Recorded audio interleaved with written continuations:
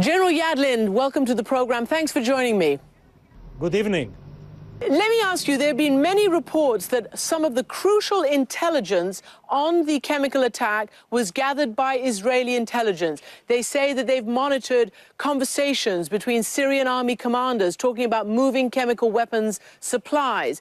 What can you tell me about that and about how and whether Israel would be able to gather that intelligence? I can promise you that Israel is covering Syria from intelligence point of view in a very efficient way. And when I heard Secretary of State Kerry speaking 2 nights ago with such a confidence about who employed the chemical weapon, I knew that the American intelligence agencies gave him a very good report and analysis based on all the collections.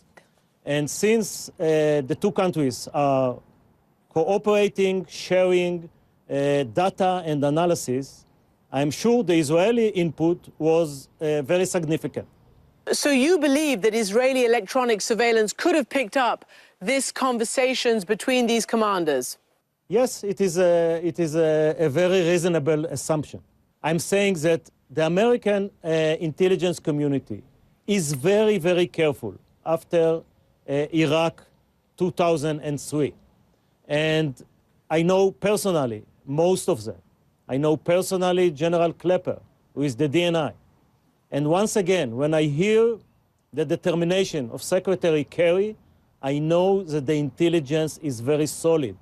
And when he said that Assad have done it, I think the American public and the international community should trust that this is a very reliable intelligence. All right, well, that is from your unique vantage point. Let me ask you this then.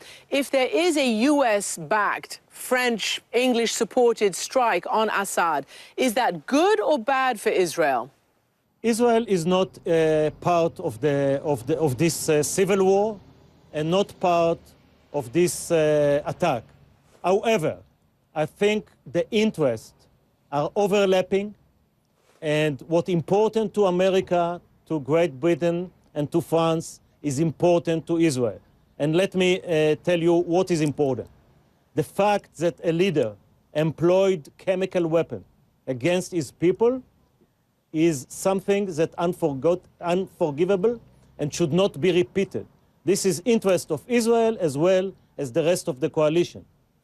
The fact that Assad, who have killed 100,000 people, this is a moral position, a moral interest.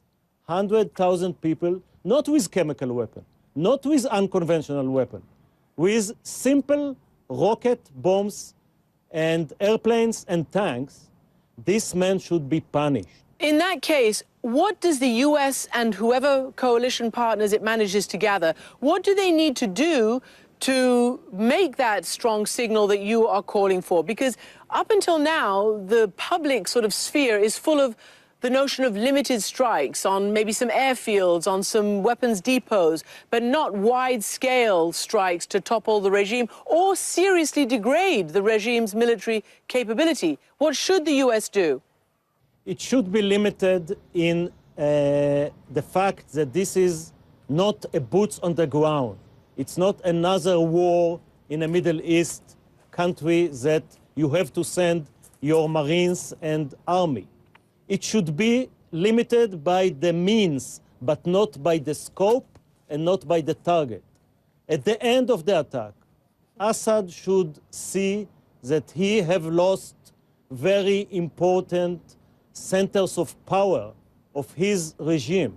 It can be the Air Force, it can be the air defense, it can be the chemical weapon military array, it can be the surface-to-surface missile. He should understand that using a chemical weapon is something that in cost-benefit calculation is playing against him 100 times. General, in cost-benefit calculations, what do you think the cost to Israel will be? Will Assad, will Syria respond? Will its allies Hezbollah respond if there is an attack?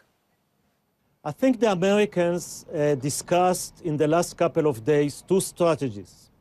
One, a strategy of punishment and deterrence, and second, a strategy of changing the powers in Lebanon and in a way getting rid of Assad. They have decided to go to the first strategy. This strategy keeps Assad in place, even though with a different power. Assad calculation will be based only on the survival of the regime. The bottom line is that the chances, if the attack on Syria will be limited, focused, and a punishment attack, and not an attack to overthrow Assad, the chances that he will choose attack on Israel are quite low. Even though we have to be prepared. We have to be prepared because this dictator already proved that he not always play according to a rationale that we exercise.